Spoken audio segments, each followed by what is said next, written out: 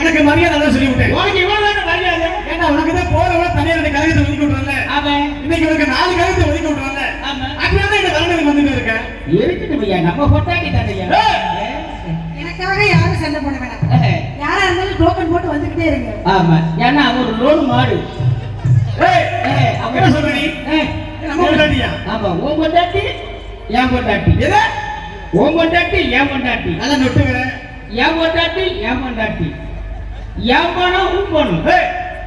உன் பணம் என் பணம். என்ன சொல்ற பண்ணி? நீ என்ன சொல்ற? என்ன வந்து பாக்குற கைய உள்ள கால உன் பொண்டாட்டியா? ஏடா உன் பொண்டாட்டி சொல்றியே? ஆமா. எவ்வளவு செலவு பண்ணி கல்யாணம் பண்றீங்க? 10 லட்சம் ரூபாய். 10 லட்சம் ரூபாய். அப்படியே 10 லட்சம் ரூபாய்.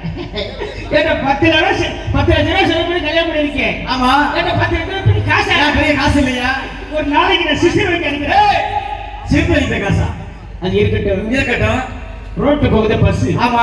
அது எத்தனை லட்சம் ரூபாய்? என்ன ஒரு 50 லட்சம் ரூபாய் இருக்கும். 50 லட்சம் ரூபாய் இருக்கு. ஆமா. முன்னாடி ஓட்டர் யாரா? டிரைவர். முன்னாடி கீக்கிறாரு. என்னத?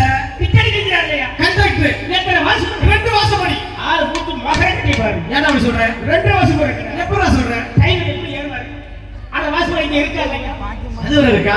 50 லட்சம் ரூபாய் செலவு பண்ணி இந்த வேற ஏற ஒரு ஆளு இறங்கி விடுறேன். வேண்டா ஆளுக்கா? அது வந்து ஆடி ஏற பஸ். இது எங்க மாடி ஏற பஸ். ஏதோ அந்த நேரத்துக்கு சாப்பிட்டு என்ன சொல்ற நீ?